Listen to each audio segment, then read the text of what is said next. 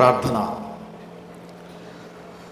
పరలోకమందున్న మమ్మల్ని కన్న తండ్రి, దయగలిగిన మా దేవ, కృప కలిగిన మా తండ్రి, పరిశుద్ధుడా, ప్రేమ స్వరూపి, అత్యంత ప్రేమ కనికరము కలిగిన మా కన్న తండ్రి, మీ ఘనమైన నామమునకు, శ్రేష్టమైన నామమునకు, శక్తి కలిగిన ఉన్నతమైన నామమునకు ప్రభు అయిన యేసుక్రీస్తు వారి పేరిట స్తుతులు స్తోత్రములు చెల్లిస్తున్నాం నాయన.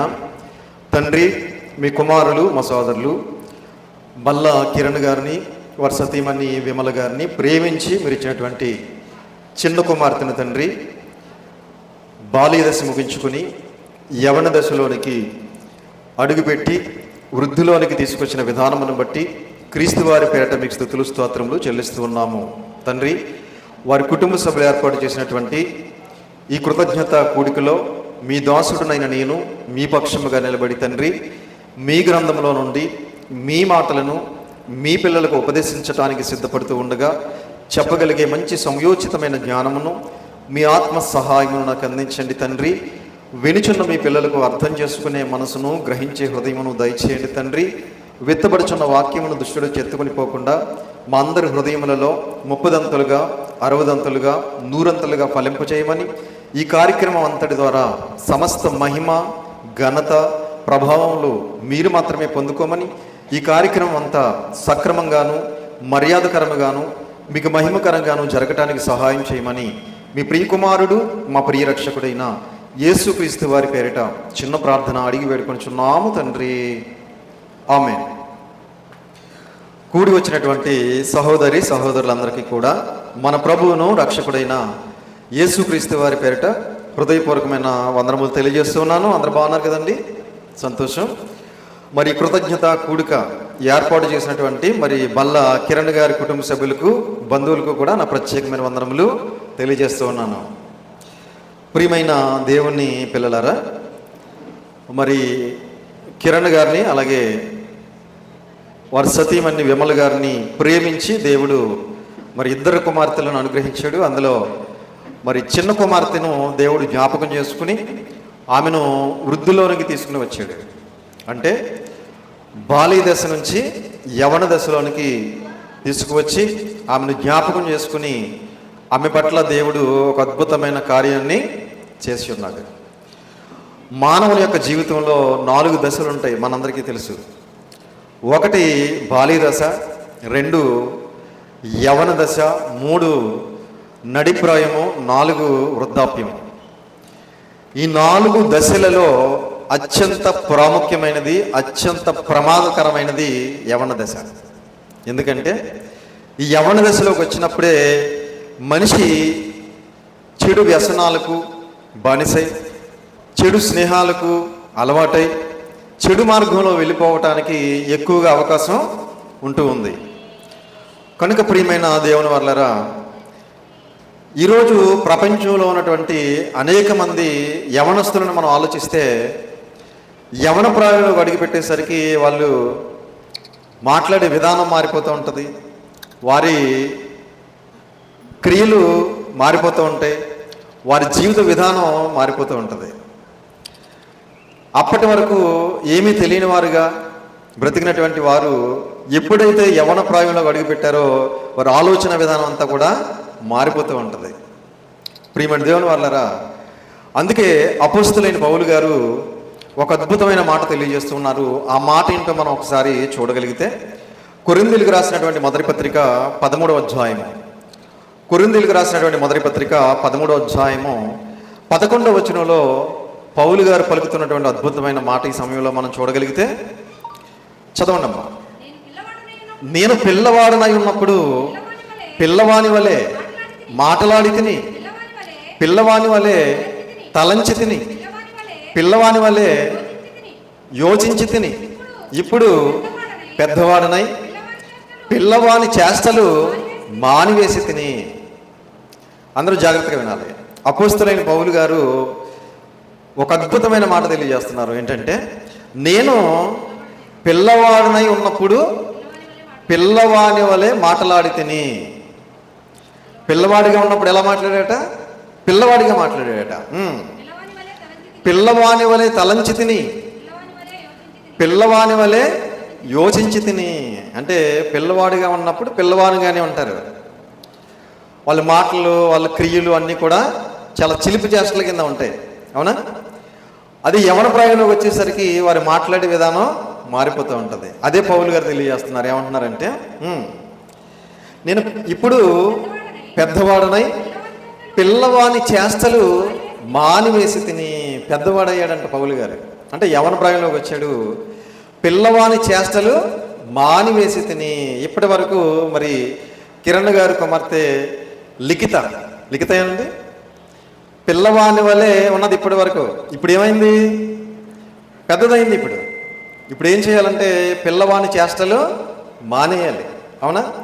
చిలుపు చేష్టలు, కోతి చేష్టలు అంటాం కదా, అలాంటివన్నీ కూడా మానేయాలి. ఇప్పుడు ఏం చేయాలంటే పౌలు గారు చెప్తున్నారు చూడండి, పెద్దవాడనైతిని పిల్లవాడి చేష్టలు మానివేసి తిని. ఇప్పుడు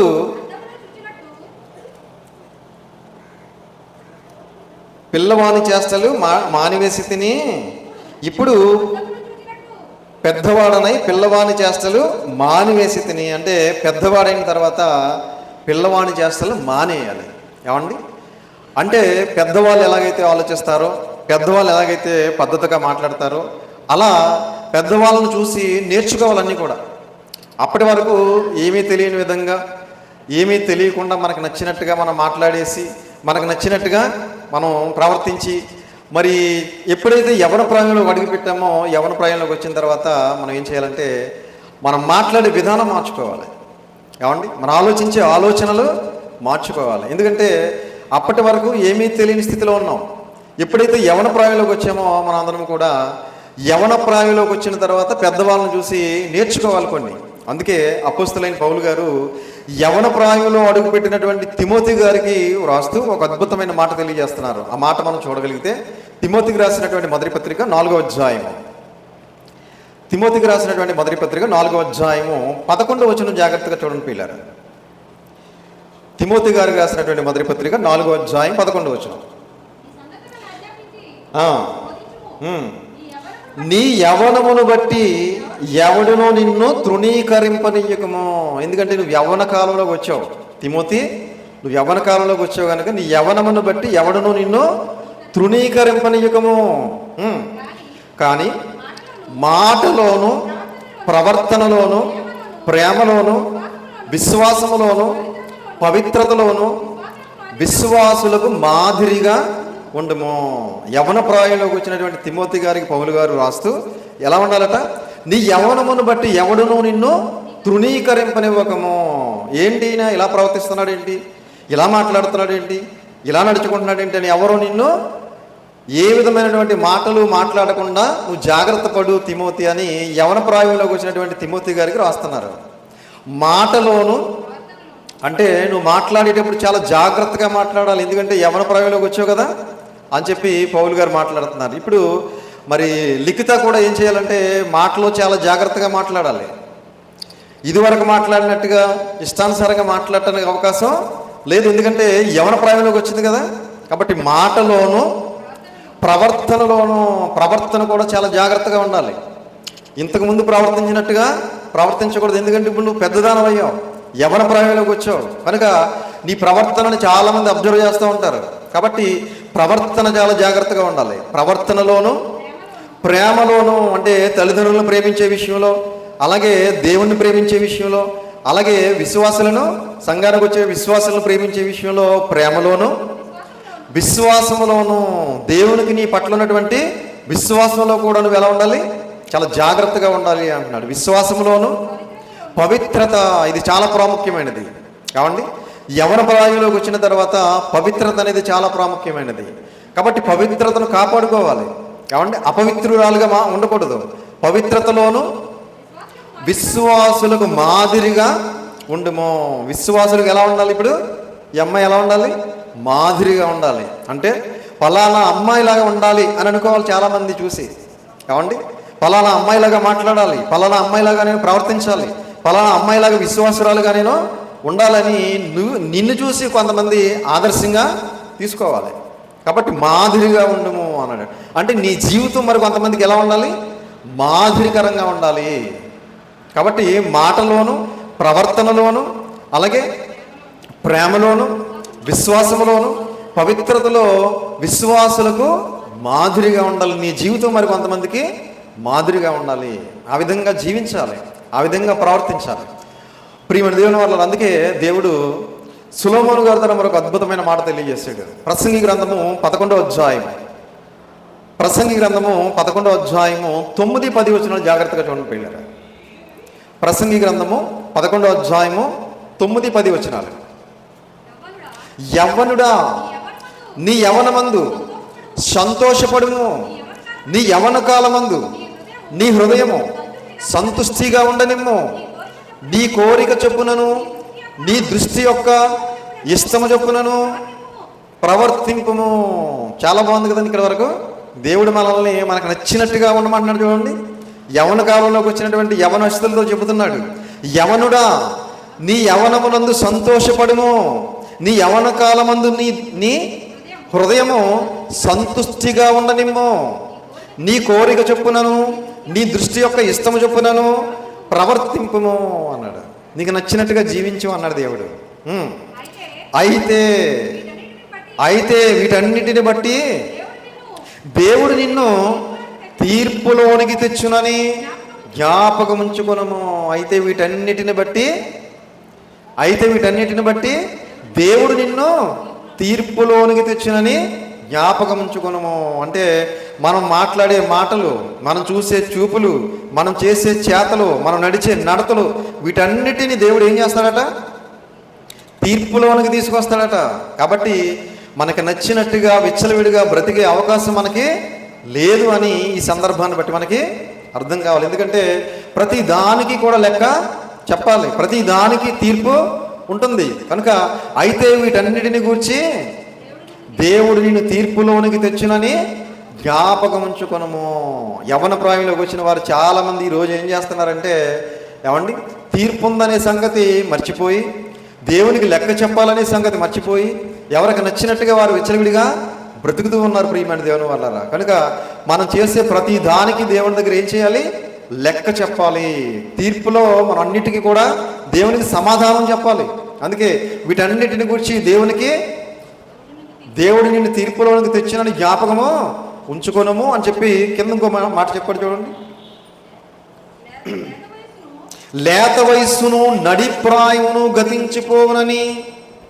గతించిపోవునవి గనుక నీ హృదయములో నుండి వ్యాకులమును తొలగించుకొనుము, నీ దేహమును చెరుపు దానిని తొలగించుకొనుము. లేత వయస్సును నడిప్రాయమును గతించిపోవునవి అంటే యవ్వన కాలం ఇలాగే ఉండిపోదు. తర్వాత నడిప్రాయంలోకి వెళ్తాం, నడిప్రాయం కూడా అలాగే ఉండిపోదు. తర్వాత ఏమవుతాం? వృద్ధాప్యంలోకి వెళ్తాం.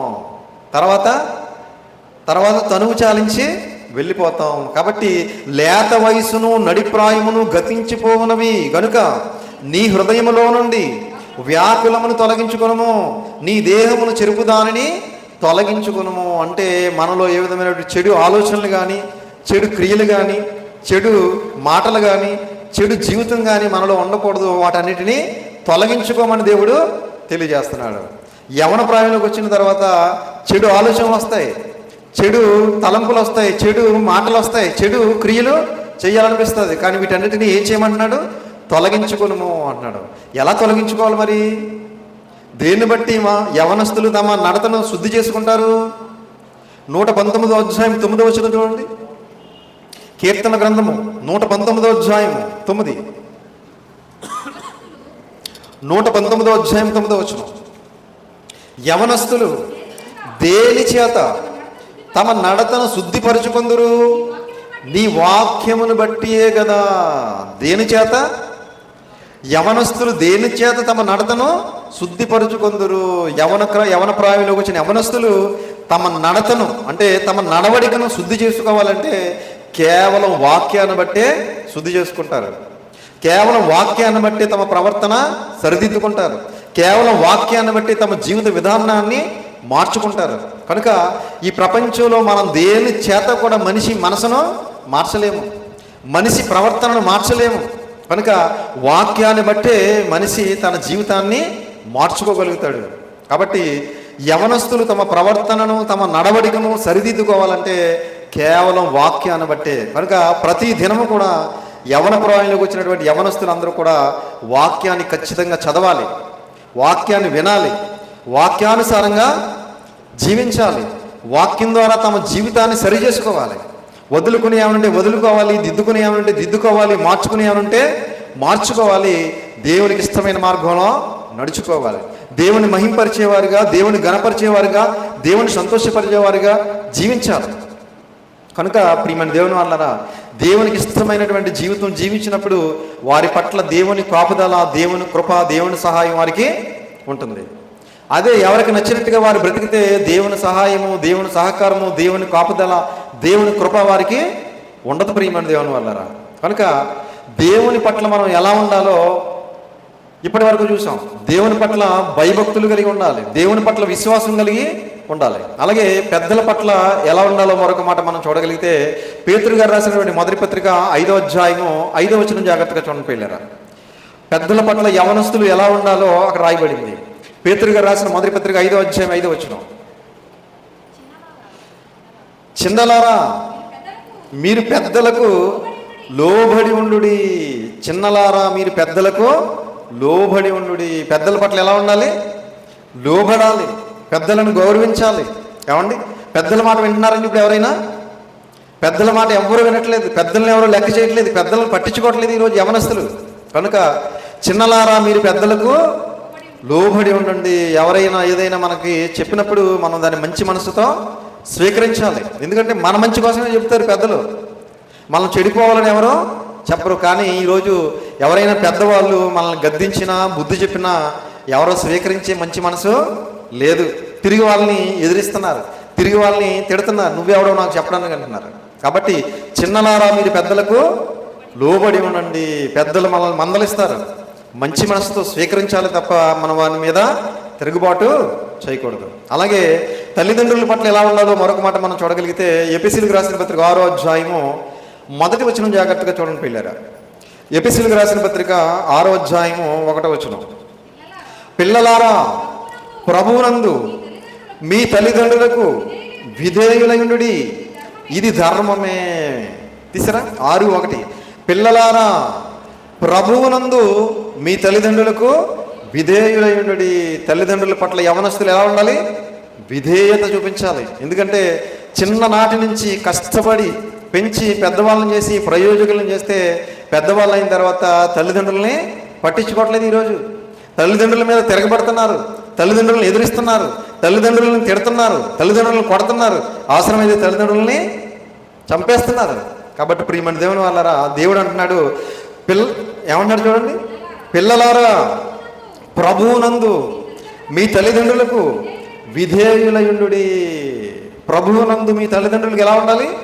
విధేయత కలిగి ఉండాలి. ఎందుకంటే వాళ్ళు మనల్ని ఇంత కష్టపడి చదివించి మనల్ని పెంచి పెద్ద చేసి మనల్ని ప్రయోజకులను చేయడానికి వాళ్ళు అహర్నిశలు కష్టపడ్డారు. తమ జీవితాన్ని మన కోసం దారబోసారనే కృతజ్ఞత, వినయము, విధేయత అనేవి తల్లిదండ్రుల పట్ల పిల్లలకి ఉండాలి. ఇది ధర్మమే అన్నాడు దేవుడు, ఇది ధర్మమే. కనుక ప్రియమైన దేవుని వాళ్ళరా, యవన ప్రాయంలోకి వచ్చినటువంటి యవనస్తులు తల్లిదండ్రుల పట్ల విధేయత చూపించాలి, పెద్దలకు లోబడాలి అని చెప్పి దేవుని వాక్యం సెలవిస్తూ ఉంది. కనుక ప్రియమైన దేవుని వాళ్ళరా, అలాగే యవన ప్రాయంలోకి వచ్చినటువంటి యవన స్త్రీలు ఇంకా ఎలా ఉండాలో మరొక మాట మనం చూడగలిగితే సామెతల గ్రంథము 31వ అధ్యాయము 30వ వచనం జాగ్రత్తగా చూడండి పిల్లరా. సామెతల గ్రంథము 31వ అధ్యాయము 30వ వచనం. సామెతల గ్రంథము 31వ అధ్యాయము 30వ వచనం. అందము మోసకరము, సౌందర్యము వ్యర్థము, యెహోవా యందు భయభక్తులు కలిగిన స్త్రీ కొనియాడబడును. యెహోవా యందు భయభక్తులు కలిగిన స్త్రీ కొనియాడబడును. కాబట్టి దేవుని యందు భయము, భక్తి కలిగి బ్రతకాలని యవన స్త్రీల కోసం దేవుడు తెలియజేస్తున్నాడు. యవన స్త్రీలు ఎలా జీవించాలట? దేవుని యందు భయభక్తులు కలిగి జీవించాలి. అలాంటి స్త్రీ కొనియాడబడును అన్నాడు. ఉదాహరణకి మరియమ్మ గారు మనందరికీ తెలుసు. ఈరోజు మరియమ్మ గారి గురించి ప్రపంచవ్యాప్తంగా అనేక మంది మాట్లాడుకుంటున్నారంటే ఆనాడు ఆమె దేవుని యందు భయభక్తులు కలిగి బ్రతికింది కనుక లోకాన్ని రక్షించే లోకరక్షకుడు ఆమె గర్భం ద్వారా ఈ లోకానికి వచ్చే గొప్ప అవకాశాన్ని దేవుడు ఆమెకు ప్రసాదించాడు. ఈరోజు ఆమె కొనియాడబడుతుందా లేదా ప్రపంచవ్యాప్తంగా? యేసుక్రీస్తు వారిని కన్నటువంటి మరియమ్మ గారిని ఎంతోమంది ఈరోజు ఆమె ఆ రోజు పరిశుద్ధురాలుగా, పవిత్రురాలుగా, యథార్థవంతురాలుగా, నీతిమంతురాలుగా, భక్తిపరురాలుగా జీవించింది కనుక దేవుడు ఆమె గర్భం గుండా దేవుడు యేసుక్రీస్తు వారిని లోకానికి పంపించాడు. కనుక భయభక్తులు కలిగిన స్త్రీ ఏమవుతుందట? కొనియాడబడును. కాబట్టి ఈరోజు లిఖిత కూడా మరి దేవుని యందు ఎలా ఉండాలి? భయభక్తులు కలిగి బ్రతకాలి, విశ్వాసం కలిగి బ్రతకాలి, నీతిమంతురాలుగా బ్రతకాలి, పరిశుద్ధురాలుగా బ్రతకాలి, మంచి భక్తిపరురాలుగా బ్రతకాలి. అలా బ్రతికినప్పుడు ఆమె కూడా కొనియాడబడుతుంది అని చెప్పి ఈ వాక్యాన్ని బట్టి మనకి అర్థం కావాలి. కనుక ప్రియమైన దేవుని వాళ్ళరా, యవన ప్రాయంలోకి వచ్చే గొప్ప అవకాశాన్ని దేవుడు ఆమెకి ప్రసాదించాడు. ఆమెను జ్ఞాపకం చేసుకుని ఆమె వృద్ధిలోనికి తీసుకొని వచ్చాడు. మీకు ఒక మాట చెప్పి నేను ముగిస్తాను. రీసెంట్గా ఒక 3 నెలల క్రితం ఒక సహోదరి చర్చ అయిపోయిన తర్వాత మరి సోదరులు ఆనంద్ గారిని నన్ను, పాస్టర్ గారు ఒకసారి ఇంటికి రండి, మీకు ఒక విషయం చెప్పాలని చెప్పింది. అప్పుడు మీటింగ్ అయిపోయింది, అంటే ఆరాధన అయిపోయిన తర్వాత ఇంటికి వెళ్ళిన తర్వాత ఆమె ఏడుస్తుంది. ఏమ్మా ఏమైంది చెప్పండి అన్నాం. మా పాపకి మరి 17 సంవత్సరాలు వచ్చాయండి, ఆమె ఇంకా మరి పుష్పవతి అవ్వలేదు, మరి ఆమెను హాస్పిటల్కి తీసుకెళ్ళాం. డాక్టర్ అమ్మ గారు చెకప్ చేశారు. చెకప్ చేసి ఈమె పుష్పవతి అవ్వదు, ఈమెకి పెళ్ళి కాదు అని చెప్పారండి అని చెప్పి గొల్లున ఏడుస్తుంది ఆవిడ. ఏమండి ప్రియమైన దేవుని వారు, అంటే పుష్పవతి అవ్వాలన్నా కూడా ఎవరి కృప ఉండాలి? దేవుని కృప ఉండాలి. కాబట్టి ఆవిడ ఏడుస్తుంది. అమ్మాయి ఆడకండి, అది దేవుని చేతిలో ఉంది, అది మన చేతిలో లేదమ్మా అని చెప్పి ఆమెకు వాదార్చి ప్రార్థన చేద్దాం, తర్వాత దేవుని చిత్తం అని చెప్పి ప్రార్థన చేసి వచ్చాం. కాబట్టి ప్రియమైన దేవుని వాళ్ళారా, యవన ప్రాయంలోకి రావడం కూడా దేవుని చిత్తమే. యవన ప్రాయంలోకి వచ్చిన తర్వాత పుష్పవతి అవ్వాలన్నా కూడా దేవుని చిత్తం, అది దేవుడు పెట్టినటువంటి ధర్మం అది. కనుక ఆ ధర్మం అందరిలోనూ కూడా నెరవేరాలంటే దేవుని దయ ఉండాలి, దేవుని కృప ఉండాలి. కనుక ప్రియమైన దేవుని వాళ్ళరా, యవన ప్రాయంలోకి వచ్చినటువంటి ప్రతి యవనస్తురాలు కూడా దేవుని యందు భయభక్తులు కలిగి బ్రతకాలి, దేవునికి ఇష్టమైన మార్గంలో నడవాలి, దేవుని వాక్యాన్ని చదవాలి, దేవుని వాక్యాన్ని వినాలి, దేవునికి ఇష్టమైన మార్గంలో నడుచుకుంటూ తన కుటుంబంలో ఉన్న వారిని కూడా దేవునికి ఇష్టమైన మార్గంలో నడిపించే స్థితికి ఎదగాలి. రోజు రోజుకి భక్తిలో బలవంతురాలుగా ఉండాలి, విశ్వాసంలో విజేతగా ఉండాలి, దేవునికి ఇష్టమైన మంచి కుమార్తెగా జీవితాన్ని కొనసాగించినప్పుడు ఆమె పట్ల దేవుని కాపుదల, దేవుని కృప, దేవుని దయ, దేవుని ఆశీర్వాదం, దేవుని దీవెన కూడా ఎల్లప్పుడూ ఉంటుందని ప్రేమపూర్వకంగా తెలియజేస్తూ ఈ మాటలు ముగిస్తున్నాను. తలలు వంచండి, ప్రార్థన చేసుకుందాం. ప్రార్థన. పరలోకమందున్న మమ్మల్ని కన్న తండ్రి, దయ కలిగిన మా దేవ, కృప కలిగిన మా తండ్రి, మీ ఘనమైన నామమునకు, శ్రేష్టమైన నామమునకు, ఉన్నతమైన శక్తి కలిగిన నామమునకు ప్రభు అయిన యేసుక్రీస్తు వారి పేరిట స్తుతులు స్తోత్రములు చెల్లిస్తున్నాం నాయన తండ్రి. మరిదిగో ప్రభువా, మరి మీ కుమారులు కిరణ్ గారిని, వేమల గారిని ప్రేమించి మీరు ఇచ్చినటువంటి చిన్న కుమార్తె మరిదిగో తండ్రి పుష్పవతి అయిన సందర్భంగా వారి కుటుంబ సభ్యులు ఏర్పాటు చేసినటువంటి కృతజ్ఞత కూడికలో మీ పరిశుద్ధ గ్రంథంలో నుండి తండ్రి యవన ప్రాయంలోకి వచ్చిన యవనస్తులు ఎలా ఉండాలి అనేది కొన్ని మాటలు మీ పిల్లలకి వివరించాను తండ్రి. మీ పిల్లలందరూ విన్న మాటలు తండ్రి గ్రహించుకుని హృదయంలో భద్రపరుచుకుని తండ్రి ఆ మాటల ప్రకారంగా బ్రతకడానికి సహాయం చేయండి తండ్రి. మరి మీ కుమార్తె మరిదిగో తండ్రి లిఖితాన్ని జ్ఞాపకం చేసుకోండి. ఆ బిడ్డ తండ్రి మీ జ్ఞానమందు, మీ దయందు, మనుషుల దయందు, వయసునందు వర్ధిల్లుచు తండ్రి భవిష్యత్తులో మీకు ఇష్టమైన మంచి కుమార్తెగా, మంచి విశ్వాసురాలుగా, మంచి నీతిమంతురాలుగా, పరిశుద్ధురాలుగా, మంచి భక్తిపరురాలుగా ఆ బిడ్డ జీవిస్తూ మిమ్మల్ని మహింపరుస్తూ, ఘనపరుస్తూ, సంతోషపరుస్తూ మీరు ఇచ్చే పరలోక రాజ్యానికి వారసురాలు కావడానికి సహాయం చేయండి. వారి కుటుంబ సభ్యులందరినీ జ్ఞాపకం చేసుకోండి, వారి బంధువులందరినీ జ్ఞాపకం చేసుకోండి. ఈ కార్యక్రమానికి వచ్చిన ప్రతి ఒక్కరిని కూడా పేరు పేరున జ్ఞాపకం చేసుకోండి. వారు చేస్తున్న పనిపాట్లలో, ప్రయాణాల్లో తోడుగా నీడగా ఉండండి. మరి ముఖ్యంగా ప్రతి ఒక్కరి మనోనేత్రాలు వెలిగించండి. ప్రతి ఒక్కరికి మారు మనసును దయచేయండి. ప్రతి ఒక్కరు కూడా మీ మాటలకు లోబడి మీకు భయపడి వాక్యానుసారంగా, ఆత్మానుసారంగా జీవించి మీరిచ్చే పరలోక రాజ్యానికి వారసులు కావడానికి సహాయం చేయమని, కృప చూపించమని, దయ చూపించమని, మమ్మల్ని అందరినీ మీ కృపలో భద్రపరిచి కాచి కాపాడమని ఈ చిన్న ప్రార్థన మీ చిత్తమైతే మీ పాద సన్నిధికి చేర్చుకుని తగిన సహాయమును, సహకారమును దయచేసి మాకు అందరికీ అందించమని మీ ప్రియ కుమారుడు, మా ప్రియ రక్షకుడైన యేసుక్రీస్తు వారి పేరిట చిన్న ప్రార్థన అడిగి వేడుకొంటున్నాము తండ్రి. ఆమేన్. అందరికీ వందనాలండి.